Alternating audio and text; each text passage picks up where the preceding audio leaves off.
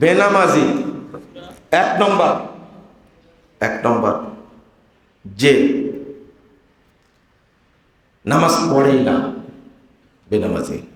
দুই, এ কাফের। দুই, যে রমাজানে পড়ে সারা বছর পড়ে না, এও কাফের। তিন, যে দুই জুমা পড়ে, মানে শুধু জুমা পড়ে, শুধু দুই ঈদ পড়ে আর পড়ে না, সেও কাফের। সে শুধু সপ্তাহে জুমা পড়ে আর পড়ে না, সেও কাফের।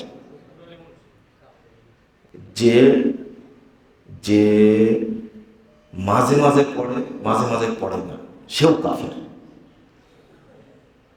সর্বশেষ কথা যেটা, বহু সাহাবী তাবী বলছেন, কেউ যদি ইচ্ছা করে এক ওয়াক্ত সালাত ছেড়ে দেয় আর ওয়াক্ত যদি চলে যায়, সেও কাফের, মুরতাদ।